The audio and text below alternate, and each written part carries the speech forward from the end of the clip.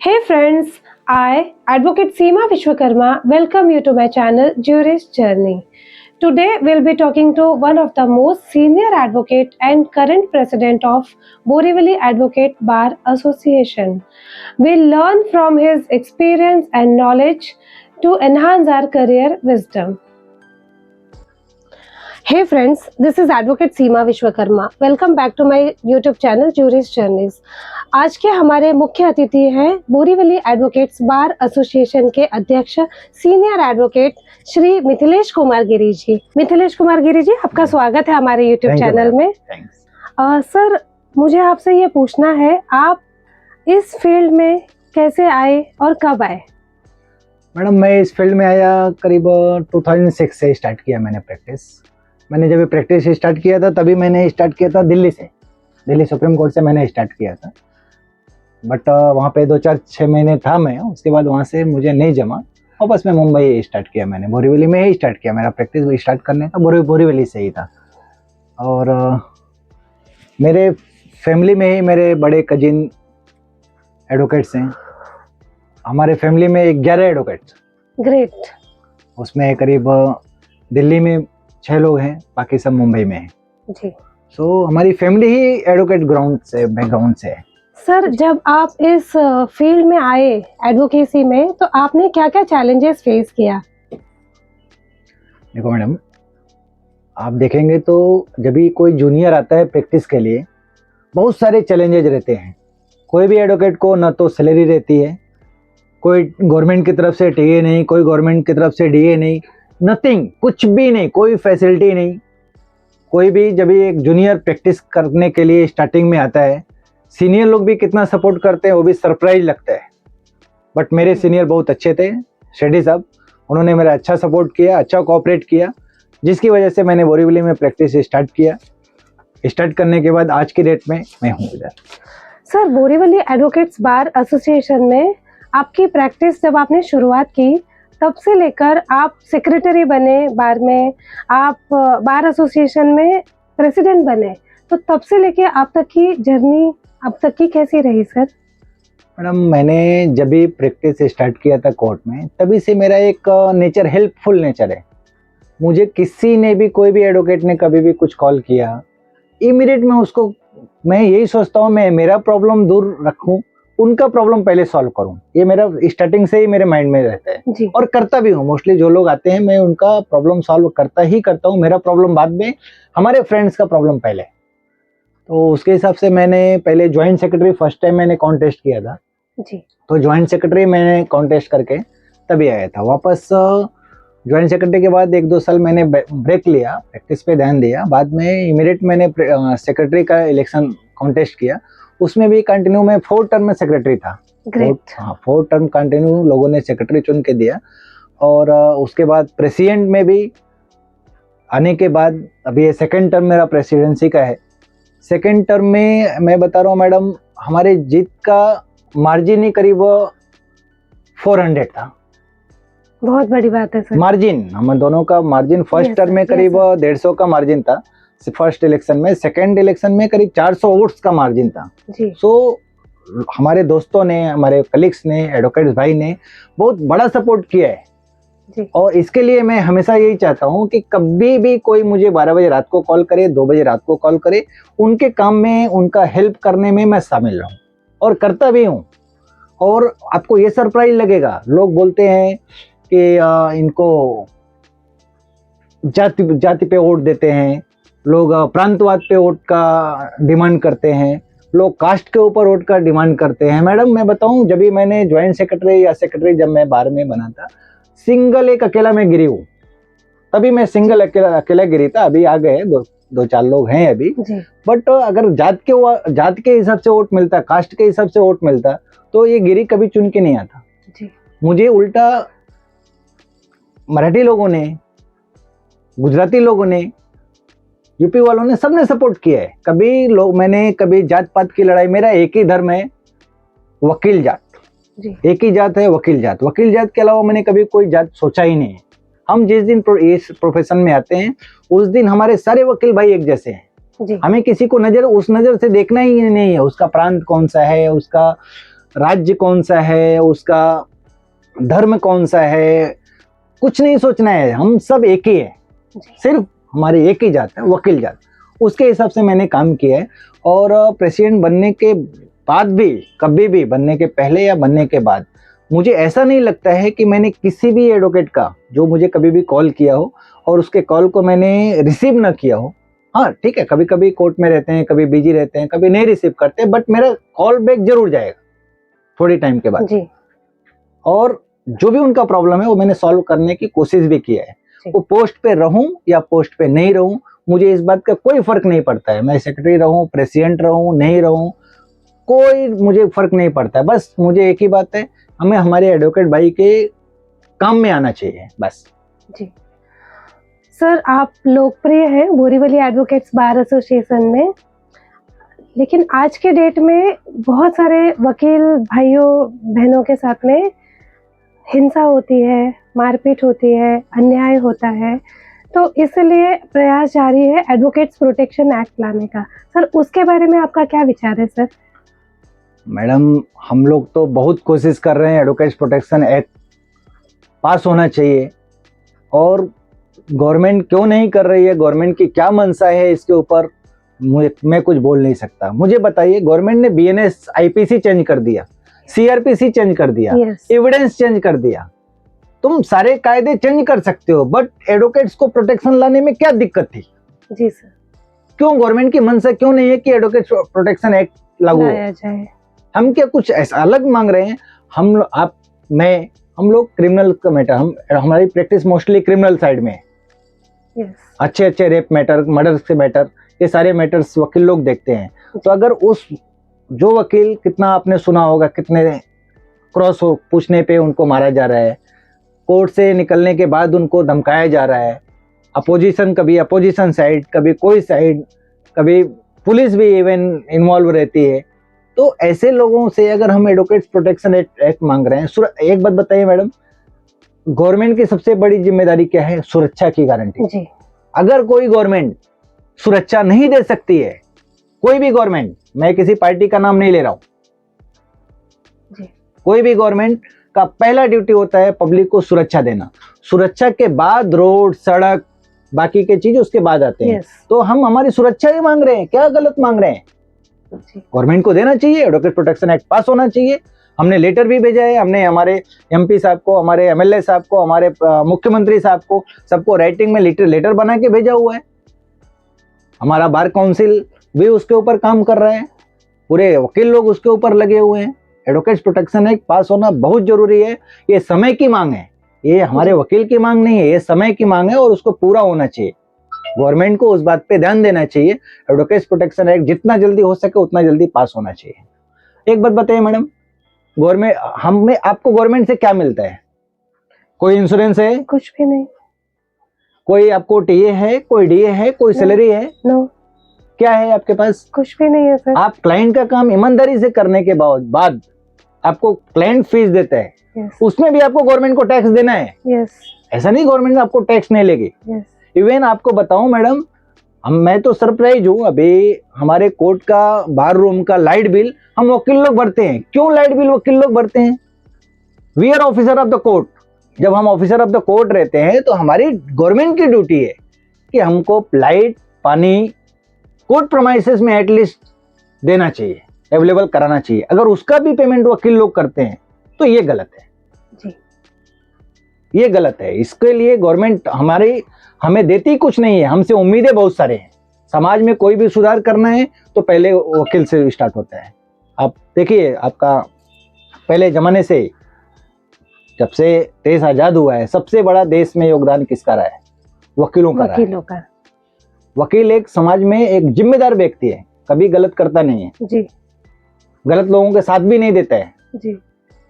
हम जितना कोशिश करते हैं क्लाइंट को, अपना क्लाइंट का ही काम करने का, हमारा पर्सनल काम साइड में रहते हैं। एक साल तक, 6 महीने तक पर्सनल काम साइड में रहते हैं, क्लाइंट का काम पेंडिंग नहीं रहना चाहिए जी सर। तो हम जब इतने ध्यान से क्लाइंट का काम करते हैं तो गवर्नमेंट से क्या हमें इंश्योरेंस नहीं मिलना चाहिए? गवर्नमेंट से हमें मेडिक्लेम नहीं मिलना चाहिए? गवर्नमेंट से हमें थोड़ी जूनियर लोग जो आते हैं उनको सैलरी नहीं मिलना चाहिए? क्यों नहीं मिलना चाहिए? चलो ये सब जाने दो, आप सुरक्षा की तो गारंटी दो। हम गवर्नमेंट से सुरक्षा मांग रहे हैं, सुरक्षा देना चाहिए गवर्नमेंट को, ये बिल्कुल। जिम्मेदारी है गवर्नमेंट की सुरक्षा देना। हमारा कोई गलत डिमांड नहीं है, एडवोकेट प्रोटेक्शन एक्ट पास होना चाहिए और बहुत जल्द पास होना चाहिए। जी सर। सर, जब आपने पदवी संभाली, आप बहुत बार सेक्रेटरी रहे, जॉइंट सेक्रेटरी रहे, फिर सेक्रेटरी रहे, आप अध्यक्ष रहे, तो आपने अपने कार्यकाल के दौरान क्या चेंजेस किया सर? इस बोरीवली एडवोकेट्स बार एसोसिएशन में क्या बदलाव हुए सर? मैडम, इनफैक्ट जब भी मैंने पोस्ट लिया था तो मैंने लेने के बाद मैंने देखा कोर्ट में बहुत सारी चीजें हैं जो करने जैसा है बट किया नहीं गया है, जी होना चाहिए था। जी सर। देखा मैंने लिफ्ट नहीं है कोर्ट में, लिफ्ट का करस्पॉन्डेंस मैंने गवर्नमेंट से चालू कराया। आज की डेट में देखिए अभी बहुत Yes. जल्दी लिफ्ट लग के चालू हो गए हैं। जी सर।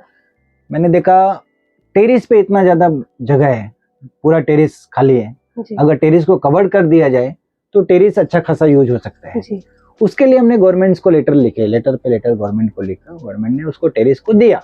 टेरिस हो भी गया आज की डेट में। टेरिस का जो शेड लगाने का काम था वो पूरा हो गया है और उधर ह्यूज स्पेस है। अगर उसको हमें अलाउड करने को दे दिया जाए Yes. तो उधर एक लेडीज बार रूम आ सकते हैं, जेंट्स बार रूम आ सकता है, 1-2 कोर्ट भी चालू हो सकते हैं। इतना बड़ा जगह इतना बड़ा है जगह, कोर्ट भी चालू हो सकते हैं, बहुत सारे यूज में आ सकते हैं। अगर टेरिस को कवर करते हैं, जो अपना शेड लगाया गया है उतने एरिया को अगर हमने कवर किया तो बहुत कुछ यूज हो सकता है। हमने देखा कोर्ट का रीडेवलपमेंट जरूरी है जी। रीडेवलपमेंट के लिए हमने एक कमेटी बनाई जी रीडेवलपमेंट कमेटी का।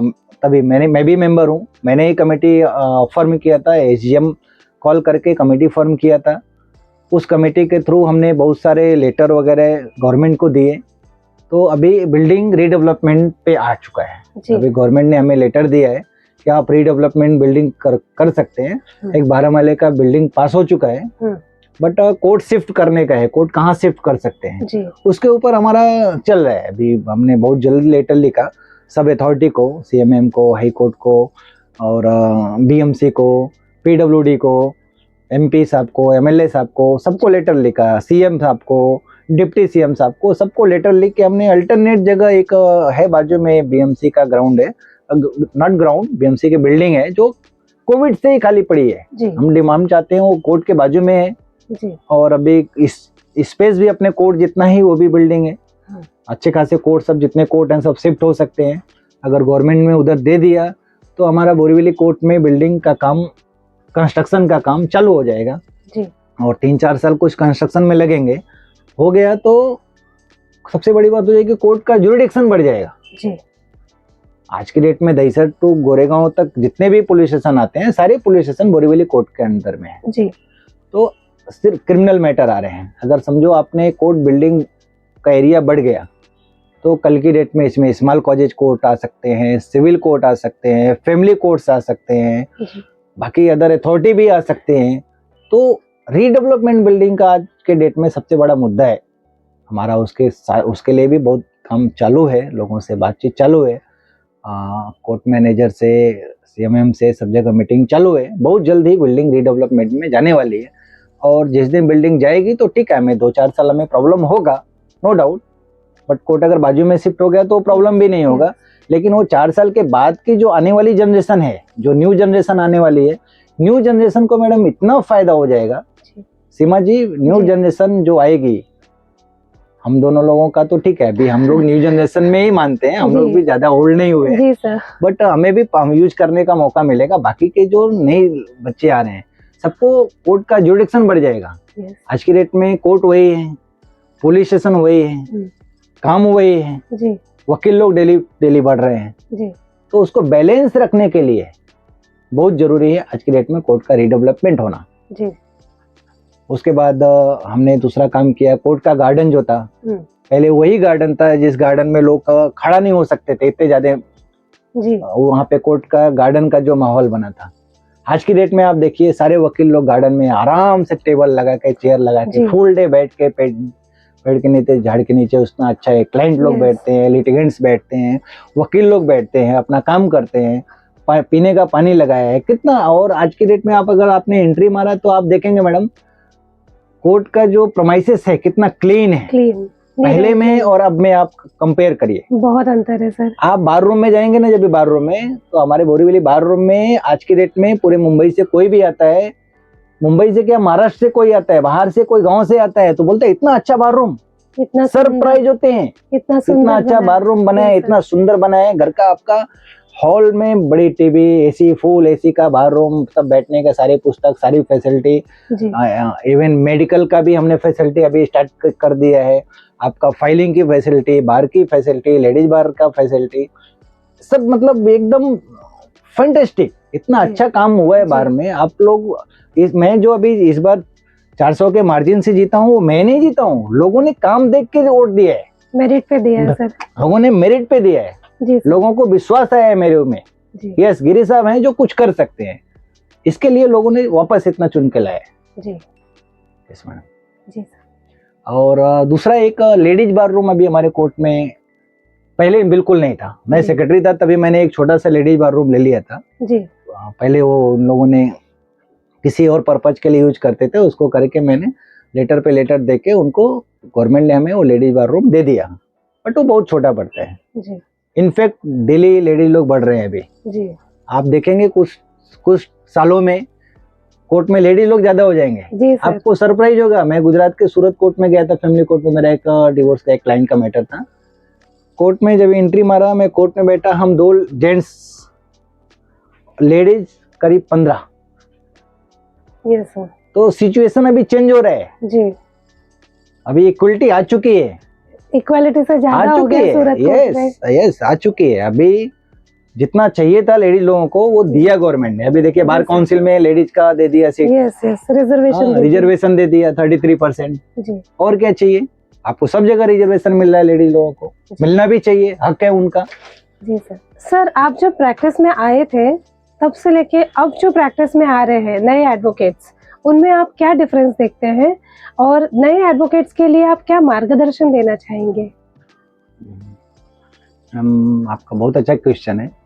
हम लोग जब भी आए थे 2006 में प्रैक्टिस में, तब में और अब में अभी डिफरेंट हो गया है, काफ़ी डिफरेंट है।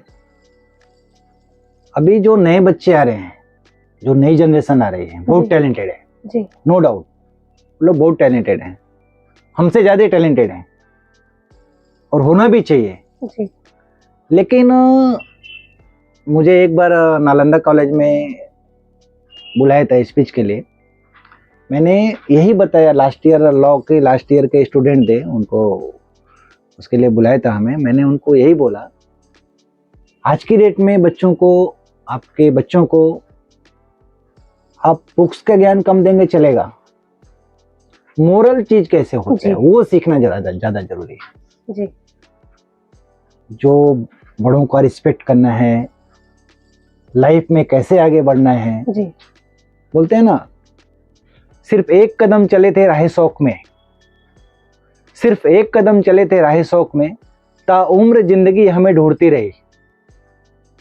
मतलब जिंदगी का एक गलत डिसीजन, आज के बच्चों के लिए एक गलत डिसीजन पूरी जिंदगी आपका कन्वर्ट कर देती है। आप अपने मंजिल पे कभी पहुंच नहीं सकते एक गलत डिसीजन से। आने वाली जनरेशन को मैं यही सजेशन देना चाहूँगा, आप अपना डिसीजन सही लो, सही वे में लो, वो ज़्यादा इम्पोर्टेंट है।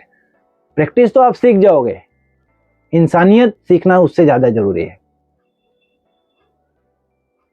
कुछ नए लोग आते हैं, क्लाइंट आजकल आते हैं, वो आएंगे गूगल का ज्ञान लेके आएंगे, गूगल में देखेंगे, गूगल में एडवाइस करेंगे, सब गूगल में ऐसा बता रहे हैं, सब यूट्यूब में ऐसा बता रहे हैं। उनको ये समझना चाहिए रियल लाइफ और रियल लाइफ में बहुत डिफरेंट है जी। कोर्ट के अंदर प्रैक्टिस करेंगे जी। मैं बता रहा हूँ मैडम, पहले तो थोड़ा अपना कॉलेज को पैटर्न चेंज करना चाहिए जी। मैं इसको बहुत ध्यान दे रहा हूँ। कॉलेज को अपने एजुकेशन का पैटर्न चेंज करना ज़्यादा जरूरी है। जी सर। है मूड कोर्ट है कॉलेज में, बट वो एक फॉर्मेलिटी है जी।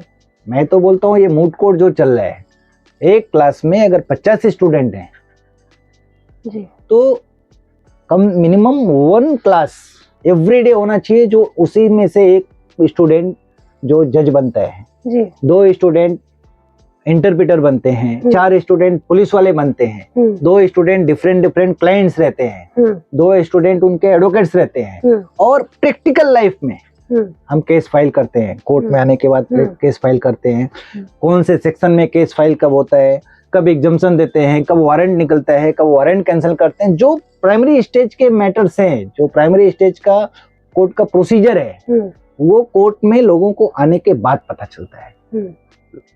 ज्ञान मिलता है, आप बुक पढ़ते हो कॉलेज में, बट प्रैक्टिकल ज्ञान उससे ज्यादा इम्पोर्टेंट है। आपने सुना होगा बहुत सारे ऐसे लोग हैं, कितने आपने मैंने देखा है। एक तो मैंने देखा था कि उसने एडवोकेट नहीं था, फिर भी उसने कम से कम 16 केसेस में उसने जीत लिया था क्लाइंट को, अपने क्लाइंट के फेवर में। उसने 16 केसेस में उसने अपने क्लाइंट के फेवर में लाया था। बाद में पता चला वो एडवोकेट नहीं है। और उससे भी ज्यादा हैरानी आपको बताऊं, जब उसके ऊपर केस चला कि तुम एडवोकेट नहीं हो के भी तुमने एक बोगस एडवोकेट बन के तुमने प्रैक्टिस किया है, उसका भी केस उसने खुद लड़ा और जीत गया। वाह। उसने बुक का ज्ञान नहीं लिया था, लेकिन उसने किसी वकील के पास रह के क्लर्की सीखा। बाद में धीरे धीरे उसने एडवोकेसी चालू की। उस एडवोकेसी की वजह से उसको प्रैक्टिकल नॉलेज हो गया। तो आपको बुक्स के नॉलेज से ज्यादा आज के टाइम में प्रैक्टिकल नॉलेज की जरूरत है। लोग आते हैं, नए बच्चे आते हैं, जाके उनको AIB उनको पता ही नहीं रहता है, क्लियर करना रहता है। बिना AIB क्लियर करने किए वो लोग प्रैक्टिस स्टार्ट कर देते हैं। वो भी सोचेंगे एक मैटर आ गया, सीमा जी एक मैटर आया, हाँ चलो मैं करता हूँ, लेके वो भिड़ जाएंगे मैटर में। उनको पता नहीं है मैटर में क्या करना। गूगल में सर्च मारेंगे, किसी से पूछ लेंगे, किसी से कुछ पूछ लेंगे, और वो इमीडिएट पहले दिन में आके कोर्ट में खड़े हो जाएंगे। उसमें क्या रहता है, बहुत सारे कम्युनिकेशन गैप हो जाते हैं। जो प्रैक्टिकल नॉलेज होना चाहिए वो नहीं ले पाते हैं। इसके लिए मैं सबको एक ही सजेशन करूंगा, एटलीस्ट जब भी आप प्रैक्टिस स्टार्ट करते हैं, किसी न किसी सीनियर के पास आपको थोड़ा टाइम तो निकालना चाहिए, जितना आप निकाल सकते हैं। बेसिक नॉलेज होना चाहिए। बेसिक नॉलेज के बगैर आप जिंदगी में 2-4 मैटर आपके पास आ जाएंगे, बट नॉलेज नहीं हो सकता है। आप अपने क्लाइंट के फेवर में हर मैटर नहीं ला सकते। हर मैटर गारंटी तो कोई नहीं देता है, जितना हो सकता है उतना ही करते हैं। तो बेसिक है, सबको अपना सीनियर के साथ कैसे रहना है, कैसे रिस्पेक्ट करना है, कैसे मैटर को हैंडल करना है, वो सीखने के लिए लोगों को प्रैक्टिस स्टार्ट करते टाइम किसी न किसी को ज्वाइन करना चाहिए। यस सर, आप सीनियर एडवोकेट हैं, आपने इतने साल इस कोर्ट को दिए, अपनी प्रोफेशन को दिए, तो आपके लाइफ में बोरीवली एडवोकेट्स बार एसोसिएशन और आपके प्रोफेशन का क्या इम्पोर्टेंस है सर? मैडम, प्रोफेशन हमने जो चुना है एडवोकेसी, मैंने मेरे लाइफ में इसके अलावा एक दिन भी दूसरे की तरफ देखा नहीं है, दूसरे काम की तरफ देखा नहीं है। मुझे सिर्फ अपने काम से प्यार है, अपने कोर्ट से प्यार है जी। काला कोर्ट से प्यार है जी। काला कोर्ट वालों से भी प्यार है जी। मैं अगर सामने से पता चलता है कोई वकील है, तो मेरा देखने का नजरिया चेंज हो जाता है। मेरा भाई है जी। वो मुसीबत में है तो भी हमें उसके साथ रहना है, खुशी में है तो उसके साथ हमें तभी भी रहना है जी। उसके प्रति हम दूसरे नजर से देखते ही नहीं है। जहां तक आपने पूछा कोर्ट, तो ये बोरीवली कोर्ट, आज मैं जो हूँ उसकी देन बोरीवली कोर्ट है जी। आज जो मैं हूँ उसको देने वाले बोरीवली कोर्ट के लोग हैं जी। आज मेरा जो भी लाइफ में मैं आगे जा रहा हूँ, उसको करने वाला, देने वाला, आगे बढ़ने वाला बोरीवली कोर्ट ही है। हम बोरीवली कोर्ट को माँ बाप मानते हैं जी। आपको बताऊं, अगर हम डे में कहीं भी किसी भी कोर्ट में जाते हैं, कहीं भी जाते हैं, even Mumbai, out of Mumbai भी जाते हैं, तो भी शाम को अगर हम कोर्ट में आ गए तो ऐसा लगता है हम हमारे घर में आ गए जी। कोर्ट के लोगों को मिल लिया, देख लिया, एकदम शांति मिलती है कि हम हमारे घर में आ गए, अभी कोई प्रॉब्लम नहीं है जी। आप अपने लाइफ में, अपने डे में, आप अपने घर में कितना टाइम देते हैं? मैं बता रहा हूँ कितना टाइम देते हैं। आप सुबह उठते हैं कभी 6 बजे 7 बजे, ठीक है, आपको फ्रेश होने में मैक्सिमम 2 आवर्स लगते होंगे, मैक्सिमम। उतना ही आप घर पे रखते हो जी। आपने फ्रेश होने के बाद जैसे ही रेडी हुआ आप खाना खाने के बाद लंच करने के इमीडिएट आप निकल जाएंगे घर से। जी। मतलब आपको उठना है 6 बजे 7 बजे और घर छोड़ना है 10 बजे। 10 जी। बजे मैक्सिमम छोड़ना ही पड़ेगा, Yes, नहीं तो आप yes. टाइम पे कोर्ट जाएंगे नहीं। बिल्कुल सर। 10 बजे से लेके 6 बजे तक आप कोर्ट में रहेंगे। जी। कितना टाइम हुआ? अप्रोक्स 8 घंटे। 8 घंटे हो गए। उसके बाद आप आपका ऑफिस में जाएंगे तो कितना टाइम हो गया? 3-4 घंटे। 3-4 घंटे। मतलब आप रात को 10 बजे ही घर पहुंचने वाले हैं। जी। 10 के पहले आप घर पे पहुंचने वाले नहीं हैं। नहीं है। तो 10 बजे आप पहुंचने के बाद 1 घंटे में खाना खाएंगे, 11-12 बजे आप 12 बजे तक सो जाएंगे। जी। तो ये 6 घंटे तो ना आपके हैं ना हमारे हैं, वो तो नींद में है। नींद में है। हम कौन सी दुनिया में हमें खुद भी पता नहीं। जी सर। शाम को 2 घंटे और सुबह 2 घंटे हमने घर पे दिया 4 घंटे। जी। कोर्ट को दिया कितना? 12 घंटे। Yes. तो असली घर हमारा कौन सा है? कोर्ट। जहाँ हम सोते हैं या जहाँ हमारी लाइफ बनती है, जी। कोर्ट ही है ना मैडम। जी सर। तो मैं कोर्ट को बहुत इंपॉर्टेंस देता हूँ। पहले हमारा कोर्ट, उसके बाद हमारा घर, जी सर। उसके बाद हमारा समाज। जी। ऐसा आहे. गिरीश सर, आपल्याकडे जे मॅट्रिमोनियल इश्यूज येतात त्या डिस्प्यूट मध्ये आपण लवकरात लवकर ते मॅटर कसा सॉल्व्ह करू शकतो? मॅडम बघा, आता जर आपण बघितलं तर मुंबईमध्ये तर जास्ती झालेले आहेत. हो. मॅट्रिमोनियल डिस्प्यूट म्हणजे आता खूप जास्ती झालेले आहेत. डोमेस्टिक व्हायलन्स, डिवोर्स, मेंटेनन्स हो. हे चालू आहेत. माझ्याकडे जर कुठलाही क्लायंट आला ऑफिसला किंवा कुठेही भेटला तर त्यांना फर्स्ट सजेशन माझा असा असतो की तुम्हाला मॅटर चालवायचं की मॅटर डिस्पोज करायचं, तुमची काय इच्छा आहे. तर कोणी मॅटर प्रोलॉंग साठी कोणी आपल्याला हे कन्सेंट देत नाही. Yes sir. तर फक्त त्यांना पहिला ॲडवाइस माझा आहे, तुम्ही मॅटर सेटल करा. तुम्ही दोन्ही एकत्र राहायचे आहेत, ह्या गोष्टीला आपल्याला बघायच्या पुढे. त्या गोष्टीला मी ह्या बघतो कसं त्यांना आपण सेटल करू शकतो, लोक अदालतमध्ये किंवा मेडिएशनमध्ये किंवा जसं जेवढे पॉसिबल आहे तेवढे पॉसिबल लवकर मॅटर आपल्याला क्लोज करायचे. आणि माझ्या एक दुसरा पण मी माझ्या पर्सनल आहेत, कुठलाही व्यक्ती कोणी लेडीज ज्यांच्या हस्बंड नाही आहेत, आई वडील पण नाही आहे आणि कुठलाही जॉब नाही आहे, त्यांच्याकडून मी फीस घेत नाही, त्यांच्याकडून फीस घेणार पण नाही. कुठलाही काम आहे मी त्यांच्या करून देतो. किंवा कुठलाही हे आता मुलगा आहे, मायनर चिल्ड्रन्स आहेत, त्यांच्या आई नाही, वडील नाही, कोणी रिलेटिव्ह नाही, असं पण आहे, खूप आहेत मुंबईमध्ये. पण असा जर आपल्याकडे कोणी आलंय तर त्यांच्याकडून पण फीस घेणार नाही. एक वेळा मॅडम मी सांगू, मी ऑफिसला बसले होते, माझी मिसेस पण बाजूला बसली होती, मिसेस पण ॲडव्होकेट आहेत.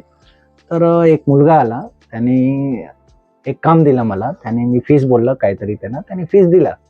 फीस घेतल्यानंतर तो गेला. मी दुसऱ्या दिवशी निघते, गेल्यानंतर माझी मिसेस काय बोलली की त्या काहीतरी प्रॉब्लेम आहे त्यांच्या मुलाला, तुम्ही विचारा काय प्रॉब्लेम आहे. तो असा घाबरत होता. तर नाही काय नाही काहीतरी तर आहेत. तर दुसऱ्या दिवशी परत ज्यावेळी मी त्यांच्या पैसे घेतलं होतं, त्यांचं काम करून घेतलेलं होतं, आले तर विचारलं म्हणजे काय मला तुला काय प्रॉब्लेम काय आहे. त्याने काय सांगितलं की नाही काही प्रॉब्लेम नाही. तरी पण विचारलं काहीतरी तुम्हाला प्रॉब्लेम आहे. त्याने सांगितलं माझ्या आई नाही आहे, माझ्या वडील नाही आहे, माझ्या कोणी रिलेटिव्ह नाही आहे, मी फक्त कुठे इकडे तिकडे राहतो आणि असं करून मी शिकतो आता. मॅडम मी लगेच पैसे काढून त्यांना जेवढे फक्त माझ्या खर्चे झालेले होते तेवढे पैसे मी घेतला. इंटायर पैसे त्याने मी परत दिले. खूप मोठी गोष्ट आहे. हे जे आहे ना मॅडम, ते आपला जबाबदारी आहे. आपण समाजप्रती आपण जागरूक करायला पाहिजे समाजाला पण. कसा दुसऱ्याला हेल्प करायचा तो इम्पॉर्टंट आहे लाईफ मध्ये. हे इम्पॉर्टंट आहे. आपण प्रोफेशन मध्ये तर आहेच, पण माणुसकी दाखवलं पाहिजे. येस तो इम्पॉर्टंट आहे. Yes sir. असं नाही आता मॅडम आम्हाला गव्हर्नमेंट काही नाही देत तरी पण आम्ही आहेत. येस चांगला वकील आहे. तुम्ही तर काही नाही, पण आहे मोठा वकील आहे. तो कुठे गव्हर्नमेंट देतो, काय नाही देतो, तरी पण काम करतो ना. तर आपल्याला पण जर आपल्याकडे कोणी आला, असा हाय माणूस आला, असा हाय लेडीज आली, त्यांना हेल्प करायचं. असं नाही त्यांना मिसयूज करून काहीतरी करायचं. हे चुकीचे आहेत. त्यांना मिसयूज कधीही करायचं नाही. क्लायंट आपला कोण आहे? क्लायंट भगवान आहेत. तुमचे कुठलेही क्लायंट आहे तो भगवान आहे. येस तुमच्या जेवढे पण तुम्ही करू शकतो तेवढे त्यांना त्यांची हेल्प करा. येस हे आपली ड्युटी आहे. थर्ड आई आहेत वरती, हो त्यांच्याकडे तुमच्या सर्व कामाचे हिसाब आहेत. येस सर हे तुम्हाला सांगू मी, तुम्ही एक प्रॅक्टिकली लाईफमध्ये बघा. प्रॅक्टिकली लाईफ, तुमच्याकडे जेवढे क्लायंट येतो ऑफिसला, त्या क्लायंटला तुम्ही बिचारा जे चिटिंगची क्लायंट आहे, चीटर आहेत, 420 ची क्लायंट आहेत, मर्डरर आहेत, येस रेपिस्ट आहेत, किंवा कुठलाही असा क्राईम मध्ये गेलेला आहे जो इंटेन्शनली केलेला आहे त्याने, त्यांच्या तुम्ही बॅकग्राऊंड बघा. जर तुम्ही बॅकग्राऊंड बघितलं तर मॅडम, कोणाच्या मुलगाचा प्रॉब्लेम आहे, हॉस्पिटलाइज आहे, कोणाची वाईफ हॉस्पिटलाइज आहे, कोणाची वडील हॉस्पिटलाइज आहे, किंवा तो स्वतः प्रॉब्लेम मध्ये आहे, म्हणजे ते सुखी राहू शकत नाही. घराची परिस्थिती वाईट आहे. कारण ते त्यांच्या कर्म आहे ना, तो त्यांच्या मागे मागे येतात. कधी कर्म ही फल आहे, हे जे ज्याने पण लिहिले आहे ना, हे खूप छान लिहिले आहेत. म्हणून आपल्याला एक समाजमध्ये आपल्याला काय जिम्मेदारी आहे, तो आपल्याला कसा करायचे आहे तो आपल्याला माहित पडायला पाहिजे. आम्ही एक तुम्हाला सहयोग करणार आहे, तुम्ही मला सहयोग करणार आहे, हे तुम्ही लक्षात ठेवा. पुढे कधीही आपल्याला एक दुसऱ्याला सहयोग करायचा आहे, कधीही. गिरी सर, आपका बहुत बहुत धन्यवाद. Thank you. आप हमारे चैनल में आपने अपना कीमती समय और अनुभव शेयर किया. आपका बहुत बहुत धन्यवाद. Thank you madam. Thanks for watching. Subscribe, comment, and join the journey of law with Jurist Journey.